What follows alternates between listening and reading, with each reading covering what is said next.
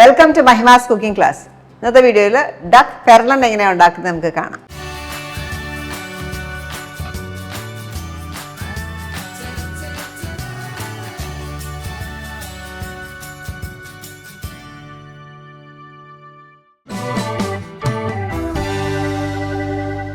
അപ്പോൾ ഡക്ക് പെർലൻ ഉണ്ടാക്കാനായിട്ട് ഞാൻ എടുത്തു വെച്ചേക്കുന്നത് 1 കിലോ ഡക്കാണ്. അപ്പോൾ ക്ലീൻ ചെയ്ത ശേഷം 1 കിലോ ഉണ്ട്.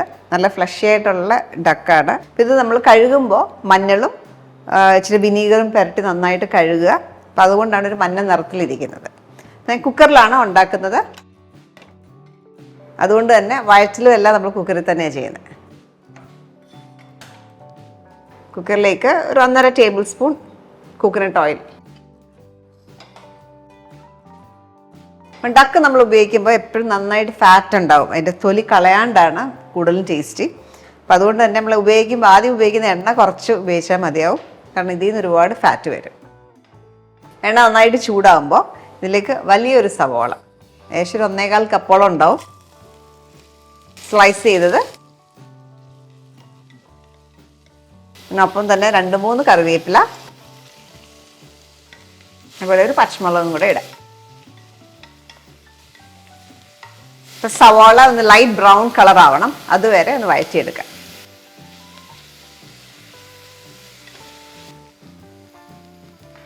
സവാള ഒന്ന് ലൈറ്റ് ബ്രൗൺ കളർ ആവുന്ന സമയം കൊണ്ട് നമുക്ക് കുറച്ച് ഇൻഗ്രീഡിയൻസ് ഒന്ന് ചതച്ചെടുക്കാനായിട്ടുണ്ട്.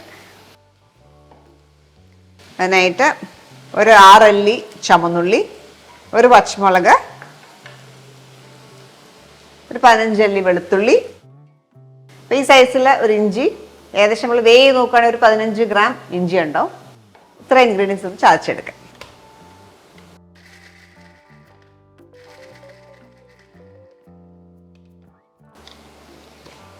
ഇതേപോലെ ഒന്ന് ക്രഷ് ചെയ്തെടുത്താൽ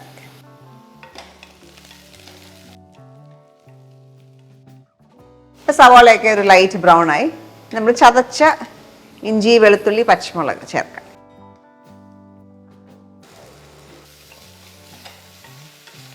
ഇഞ്ചിയുടെയും വെളുത്തുള്ളിയുടെയൊക്കെ പച്ച മണം മാറണം, അതുവരെ ഒന്ന് വഴറ്റിയെടുക്കുക.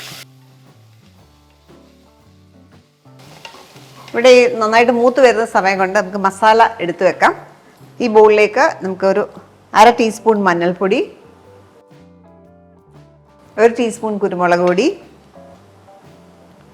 ഗരം മസാല 1 ടീസ്പൂൺ, മല്ലിപ്പൊടി 3 ടേബിൾ സ്പൂൺ മല്ലിപ്പൊടി, കാശ്മീരി മുളക് പൊടി 2 ടേബിൾ സ്പൂൺ,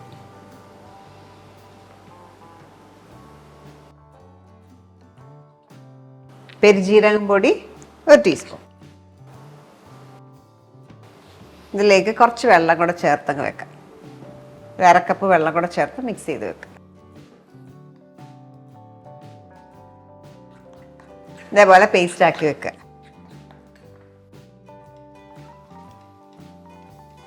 നമ്മൾ ഇഞ്ചിയൊക്കെ ഇട്ട് കഴിയുമ്പോൾ എപ്പോഴും അടുക്കി പിടിക്കാനുള്ള ടെൻഡൻസി കൂടുതലാണ്. അങ്ങനെ വരുമ്പോൾ കുറച്ച് വെള്ളം ഒഴിക്കുക, എന്നിട്ട് ഇളക്കി കൊടുത്താൽ മതി. അടുക്കി പിടിക്കുന്ന അങ്ങനെ ഇളകി വരും.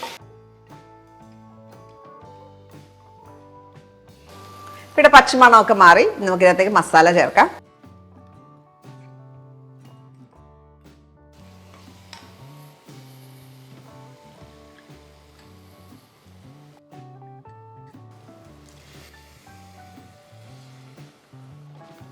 നന്നായിട്ട് മൂപ്പിക്കുക.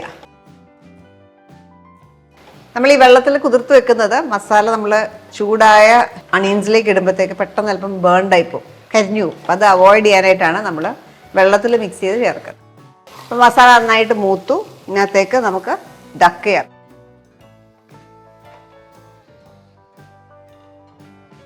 ഡക്ക് ചേർക്കുമ്പോൾ ഹൈ ഫ്ലെയിമിലിടുക. 5 മിനിറ്റ് ഹൈ ഫ്ലെയിമിലിട്ടൊന്ന് വഴറ്റിയെടുക്കുക.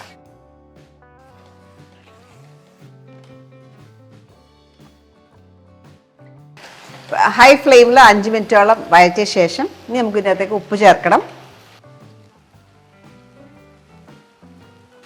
1.5 ടീസ്പൂൺ ഉപ്പ് ചേർത്തു.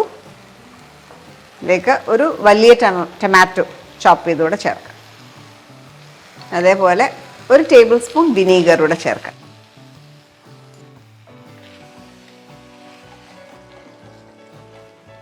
ഇതിലേക്ക് ഒരു 3/4 കപ്പ് വെള്ളവും ചേർത്ത് വേവിക്കും.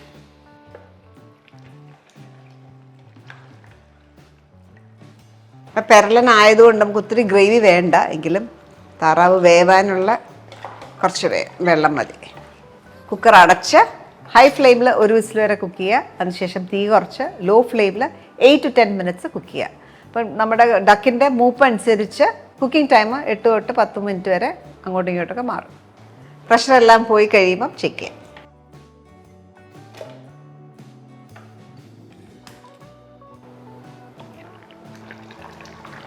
അത് ഒത്തിരി ഗ്രേവി ഉണ്ട്. അപ്പം പെരളനായതുകൊണ്ട് തന്നെ നമുക്കിങ്ങനെ ഒരു പെരണ്ടിരിക്കുന്ന ഒരു പരുവത്തിലാണ് വേണ്ടത്. അപ്പോൾ ഉള്ള ഗ്രേവി പറ്റിച്ചെടുക്കാം.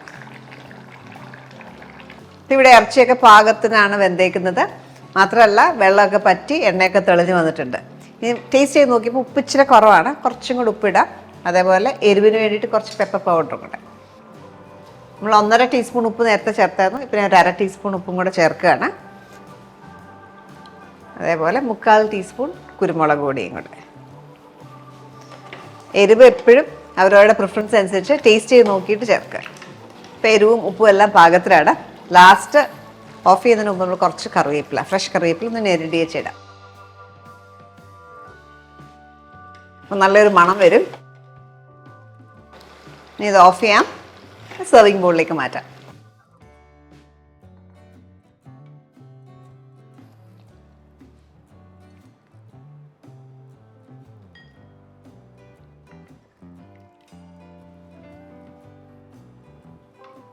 നമ്മളിപ്പോൾ ഉണ്ടാക്കിയേക്കുന്ന ഡക്ക് പെർലൻ നല്ല എരിവും നല്ല ടേസ്റ്റി ആയിട്ടുള്ളൊരു പ്രിപ്പറേഷനാണ്.